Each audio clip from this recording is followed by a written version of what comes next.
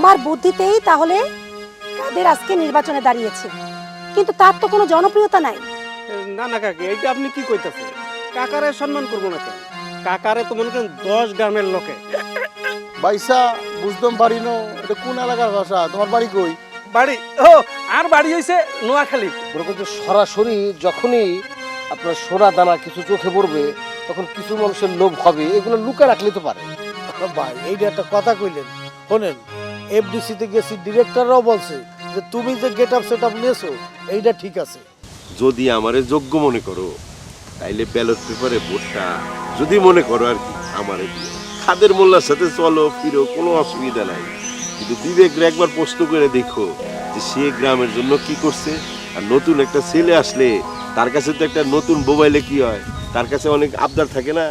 ঘরে যখন নতুন সন্তান হয়, মানে জন্ম নেয় যে শিশু, তার নিয়ে স্বপ্ন থাকে না।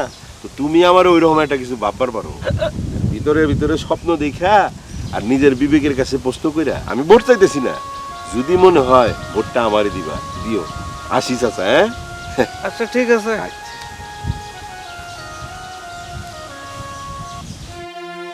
কত কথা কইলাম, তারপরেও আমারে সাধ্য না।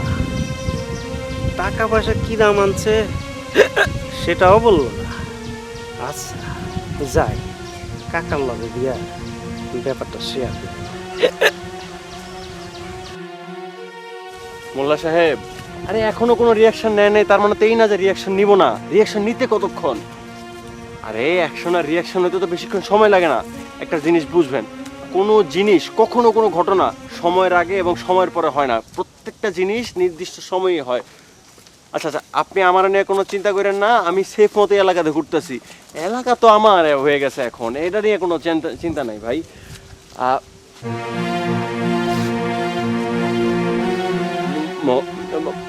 মোল্লা সাহেব, আমি একটু পরে কল দিতেছি আপনারে। আপনি মানে এই যাত্রায় যদি জানে বাঁচি তাহলে অ্যাকশনের রিয়াকশনের টাইম মনে হয় পড়ছে ভাই। রাখি, কেমন?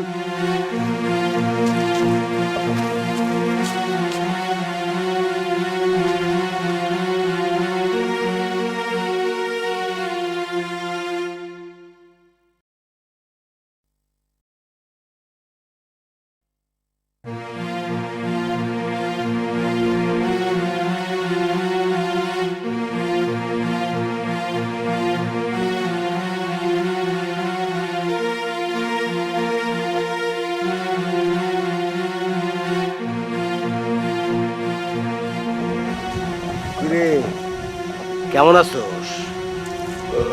ভাই আপনারা তো ঠিক চিনতে পারলাম না। ভুলে গেছস না? মনে আছে তুই আমারে খুন করার উদ্দেশ্যে আমার উপর হামলা চালাইছিলি? আমি? হ্যাঁ তুই। কবে? ভাই আপনার মনে কোনো ভুল হইতেছে ভাই। ভুল সেদিন তোরা করছস আমারে ছাইরা দিয়া, কিন্তু আমি আজকে তোকে ভুল করুম না। আজকে তোরে আমি খুন করে ফেলাম। ভাই ভাই ভাই ভাই একটু কথা শুনেন না ভাই। ভাই আমার সাথে তো আপনার কোনো ব্যক্তিগত শত্রুতা নাই ভাই। আমি তো আপনার চিনিও না ঠিক মতো, আপনিও আমার চিনেন না ঠিক মতো ভাই। আমার একজন অর্ডার দিছিল ভাই, এই জন্য আমি এই কাজটা করতে গেছিলাম। কি অর্ডার দিছে? অর্ডার দিছে কে? নাম ক। বলছি বলছি বলছি একটু ছাড় ছাড় ছাড় ছাড় আগে ছাড়েন বলছি। নামটা ক। আসলে এই গ্রামে ওই যে উনি অর্ডার দিছিল ভাই। খারাপ শুনো না, আমি তোমার কতবার করে বলতেছি, আর কিন্তু এনে ভালো লাগতেছে না, চলে যা। এই তুই কোনো বেকুব নি, আমরা কিতাম এই গ্রামের তাই যাইতাম। ওই বেডিরে পড়াইয়া মোড়াইয়া কিছু টাকা পয়সা বার করবা নির্বাচনের আগে, আর বেডি যেন আঙ্গুরের জায়গাটা রেস্টোরি করে দেয় এই ব্যবস্থাটা করবা। কোনো এক সময় এই গ্রামের মধ্যে আই বোবাই স্যার মানুষ যেতাম হারি। তুমি যত হাসানোর কথাই কও, আমার তো হাসি পায় না, বুঝছো? আর কিন্তু এনে ভাল লাগে না, আয় চলে যায়। তাহলে কয় আই চলে যাইও, আমরা বাড়িঘর লেখা না নেওয়া পর্যন্ত জামু কেন বাদ দত এইসব কথা, এইগুলো আর কই ওঠেও না। ফোন দিছি, ফোনে দেশে যোগাযোগ করো, আর বাচ্চা কাচ্চা খবর নাও। আর শুনো, বেডির সেবা সুস্থতা করো, করি হেতিতে বাড়ি কেন লেখালো হে, আর ওর তাঙ্গ আর কিছু দরকার নাই। তোমার সে কথা আর তো মনে হয় না হেতি তোমার জায়গা জমি লিখে দিব। হেতি যে মানুষ, হেতি তোমার জিন্দিগি তো লিখে দিব না, বুঝছো নি? আর যে কথা আয় কথা যেটা কই এইটাই হক কথা কই। শুনো, মুখ টুকের না শুকনা শুকনা লাগতে আইসা কি খাও নাই তুমি? মুখ শুকনা লাগবো না তো কি লাগবো কও? আর তো খাওয়ার গেলেই বাচ্চাগুলোর কথা মনে পড়ে। ওগুর কথা মনে পড়লে তো আর পেটের ভিতরে আর খাওয়ান যায় না, এই গলা দিয়ে আর খাওয়ান নামে না। আরে তুমি এটা কি কও? এই কথা কইলে তো আরো কষ্ট লাগে। শুনো, হ্যাঁ পরও আর এনে মন টিকে না, আইস চলে যান। আর বাচ্চা কাচ্চাগুলো একা একা রয়েছে, বুঝো নি? ওমা হেতি বেকুবের মতো এটা কোন কথা কয়? তোর জান মন কান টিকে, এই যে তোর স্মার্টফোন কিনে দিছি, এর মধ্যে সারাদিন তুই গেম খেলো, ভিডিও দেখো, বাচ্চাগুলোকে কথা কও, আর ইয়ান দি আবার সেবা সুস্থতা করি জমি কেন রেস্টোরি করে লই আলো। হ্যাঁ যে মানুষ আর তো মনে হয় না হ্যাঁ সহজে জমি কান লেখা দিব, বুঝছো নি? হেতেন কইছে জমি কেন রেখা দিব? হেতি জমি লেখা না দিয়া হেতি কোনায় যাইব? আইব বা কি এত সহজে ছাড়ি দিমু? তুই বাবা যখন কথা কইতে পারো তাই কেরা তো সহজে ছাড়বাইয়া তুমি বুঝি। এই তো আমার লক্ষ্মীর মতো কথা কইছ। আচ্ছা আয় তাহলে যাই। হ তুই যাও, যাইয়া সব দিকে খোঁজ খবর রাইখে আমারে সব জানাই দিবা রাত্রি হইলে ফোন কইরা। এতে নিয়ে তুমি কোনো চিন্তা করো না, আই যখন যা খবর পাবো লগে লগে তোরে ফোন করে জানাই দেবো, বুঝছো নি? আচ্ছা যাও আবার। শোন আচ্ছা কাদের, এই গ্রামে আসার পর থেকে আমি প্রত্যেকের কাছে তোমার সম্পর্কে যা যা শুনেছি সব কিছুই কি মিথ্যে? কিছুই কি সত্যি না? আচ্ছা আমি ধরে নিলাম সবটুকু সত্যি না, কিন্তু কিছুটা হলেও তো সত্যি। তো অতটুকু সত্যি হলেও তো তুমি অপরাধ করেছো, এই অপরাধের তো ক্ষমা নেই কাদের। শোনো, আমি নির্বাচনে দাঁড়াইছি, আমার বিপক্ষে একজন দাঁড়াইছে। এখন এই বিপক্ষের লোক নানান কথা বলে আমার বিরুদ্ধে, এই তুমি আইসা এইগুলি শুনছো। আসলে আমি এখন কি করব বলো? এখন তোমার কিছুই করার নেই কাদের, যতটুকু ভুল করার তুমি করে ফেলেছো, কিন্তু মানুষ তো ভুল করেও নিজেকে শুধরাতে পারে। তুমি এখন নিজেকে শুধরাও। এখন কি তুমি বলো আমি নির্বাচন করব না? না, আমি তা বলছি না, তুমি অবশ্যই নির্বাচন করবে, কারণ নির্বাচন থেকে ফিরে আসার এখন কোনো রাস্তা নেই। কিন্তু আমি খুব দ্বিধায় আছি, কারণ গ্রামের সমস্ত মানুষ তোমার প্রতি যে ক্ষোভ, প্রতিহিংসা, তাতে আমার মনে হয় তুমি নির্বাচনে কখনোই জিততে পারবে না। শোনো, আমি নির্বাচন করতেছি, আমার বিপরীতে আরেকজন নির্বাচন করতেছে। এখন সে তো নানান রকম অপপ্রচার করবে আমার বিরুদ্ধে, এগুলি শুনতেছো তুমি, তুমি খেপতেছো, আমার উপর রাগ হইতেছো। আমিও নির্বাচনের কাজ বন্ধ করে এখন তোমার সাথে কথা বলতেছি, গল্প করতেছি। কি করবো? নির্বাচন তো আমার করা সম্ভব না। তুমি যতদিন থাকবা ততদিন এসব বাজে কথা শুনবো আমার সম্পর্কে। প্রত্যেকটা মানুষই ভুল পথ থেকে সঠিক পথে আসতে পারে, তুমিও পারবে, চেষ্টা করো। তুমি যদি মানে চলে যাও, আমি নির্বাচনে পাশ করবো, কথা দিলাম তোমারে। পাশ করলে তুমি আবার ফুলের মালা নিয়ে আমার জয়ের মালা পরাইয়া দিবা, ঠিক আছে? তুমি যদি চলে যাও, আমি নির্বাচনের প্রচার করতে পারবো। আমি তো গ্রামে সবসময় থাকবো না, আমাকে তো যেতেই হবে, কারণ আমার বাচ্চার পরীক্ষা। কিন্তু তুমি আমাকে কথা দাও যে নির্বাচন জিততে পারলে তুমি অবশ্যই ভালো পথে ফিরে আসবে। তোমার আমি কথা দিলাম, আমি আর কোনো খারাপ কাজে যাব না, ঠিক আছে? আচ্ছা আমি দেখছি, আমি ভেবে দেখব।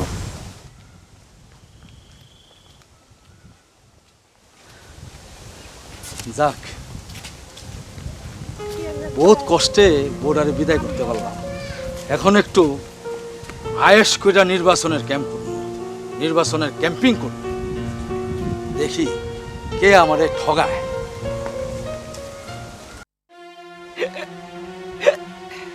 চাচা, তোমার এই হেসকে রূপটা আর ভালো হইলো না। না রে বাবা, তো অনেকখানি কাটাই উঠতেছি, টেরাই করতেছি, হয়তো চলে যাইব। ভালো করে একটু চেষ্টা করো, ডাক্তার ডুক্তার দেখাও। ওই কবিরাজের ওষুধ দিয়ে তো চলবো না। কত উন্নতি হয়েছে, ভালো একটা ডাক্তার দেখাও, চিকিৎসা করাও, তাহলে যদি অসুখ ভালো হয়। ও ভালো কথা কইছো, এইটার জন্য মন খুলে দুইটা কথাও কইতে পারি না। তো সামনে তো নির্বাচন, এই জনটা পার হোক, তারপর ডাক্তার দেখাবো। নির্বাচন সেই কত দূর, কেবল নির্বাচনের হাওয়া শুরু হয়েছে। এর মধ্যে তো শুনতেছি এই পক্ষ আর ওই পক্ষ। একটা আমার বন্ধু আর এটা হলো মুরব্বী। তুমি যে এক পক্ষে কাদের মোল্লার সাথে সারাটা জীবন ছিলা, এখনো আছো, ভবিষ্যতেও থাকবা, তোমার ভাবসাবে তো তাই বুঝতেছি। না বাবা, কথা হইলো কি, কাদের মোল্লা আসলেই যোগ্য ব্যক্তি। মান সম্মান, অর্থ প্রতিপত্তি, সম্পদ সব কিছুতে মনে করো যে আলতাফের চাইতে অনেক উপরে। হ্যাঁ যোগ্য, এর পিছনে না থেকে জামুক কও। এই যে তুমি একটা কথা কইলে না, অর্থ সম্পদ মান সম্মান সবকিছু দিয়া আলতাফের চাইতে উপরে। এখন উপরটা তুমি যেমনে দেখো হেমনে তোমার কাছে উপর মনে হয়। তুমি যদি আকাশের দিকে তাকাও না চাচা, তাহলে দেখবে আকাশটা অনেক দূর, আর যদি তুমি মাটির দিকে তাকাও তাহলে দেখবে মাটিটা খুব কাছে। এখন কাদের মোল্লা যে কত উপরে, এত উপরে যদি ধরতে পারবা কিনা সেটাও কিন্তু চিন্তার বিষয় আছে। গ্রামের মানুষ সহজ সরল সাধারণ, বেশি উপরে গেলে কিন্তু সমস্যা চাচা। তোমার সাথে এত দিনের খাই খাতির, এত দিনের সম্পর্ক, এখনো পর্যন্ত কাদের মোল্লা কি তোমারে প্রাণ খুলে চারটা কথা কইছে সংসারটা করতে? এই যে বয়স হয়ে যেতেছে, এখনো বিয়া শাদী করতে পারলা না, এই কথা কি, এই বুদ্ধি কি কোনোদিন কাদের মোল্লা তোমারে দিছে যে বিয়া শাদী করে সংসার করার কথা কইছে কোনোদিন?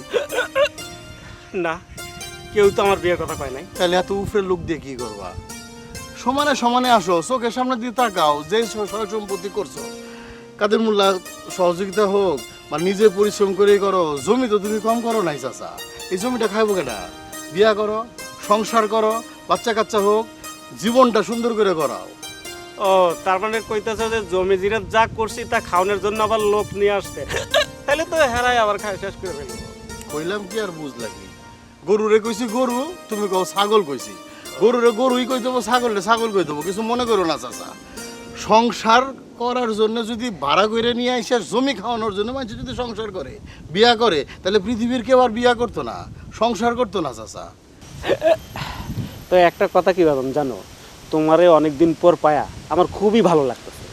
তোমার মতো গণ্যমান্য নামি দামি মানুষ যদি আমাদের পক্ষে থাকে, মানে কাদের মোল্লা কাকার পক্ষে হয়ে কাজ করে, দুইটা কথা বলে, তাহলে আমাদের নির্বাচনের জন্য খুবই সুবিধা হয় আর কি।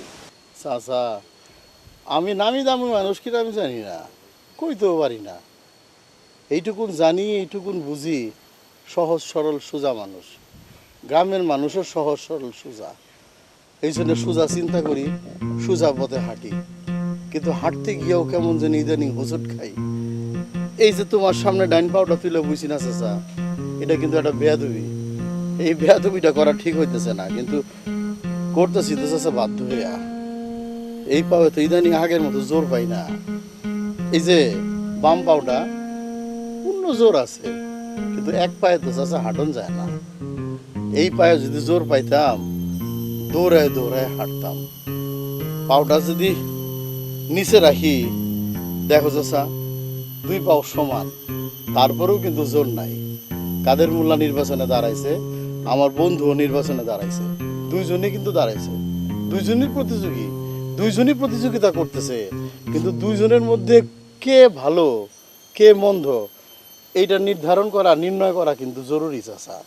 গ্রামের মানুষ যারে দিয়া ভালো থাকতে পারবে তার পক্ষেই থাকা উচিত।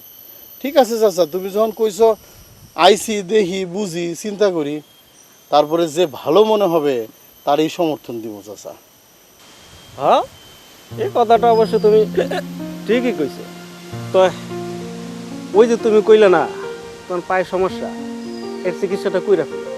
আর ওই যে শুনলাম তোমার বউ নাকি পলায় গেছে, এর ব্যাপারে যদি কোনো সাহায্য সহযোগিতা লাগে, মনে করো উকিল মোহরি ধরা লাগে, আমারে বইলো। আমার তো একটা দায়িত্ব আছে, হাজারো হোক আমি তোমার চাচা, আমি মোহরের সাথে কথা কয়ে দিব মনে। চাচা, যে চলে যাওয়ার সে চলে যায়, আর যে চলে যায় তারে ধরে রাখার চেষ্টা করে কোনো লাভ হয় না চাচা। তারপরেও তুমি যখন বলছো, যদি ওরকম প্রয়োজন মনে করি তাহলে তোমার আমি জানাবো। এই মুহূর্তে আমি এই সমস্ত কিছু বিষয় নিয়ে ভাবতেছি না। তবে এই কথাটা মনে রাখবে, আইনের ঊর্ধ্বে কিছু নাই। টাকা পয়সাও যদি কিছু লাগে আমি কাকারে কয়ে ব্যবস্থা করে দিব। লাগবো না চাচা, লাগবো না। তোমার টাকা নিয়ে আমার বউ ফিরে আনার, যাই হোক চাচা, আইনের ঊর্ধ্বে কিছু নাই একটা কথা কইছো না, কথাটা দামি। যত অন্যায় করো, যত অপকর্ম করো, মনে রাখবা আইনের ঊর্ধ্বে কিন্তু কিছু নাই। আইন কিন্তু সোজা গতিতে চলে। চিন্তা করে কাম কাজ করো চাচা।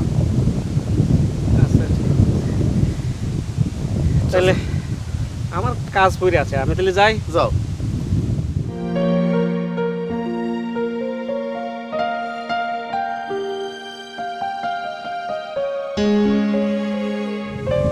বুঝতে বুঝতে তো দেখি গ্রামের রন্ধে রন্ধে পছন্দ হচ্ছে, কোন দিকে যাবো কি করবো কিছুই তো বুঝতেছি না। উফ, এই বাতাসটা খালি শুদ্ধ আছে, আসমানটাও শুদ্ধ,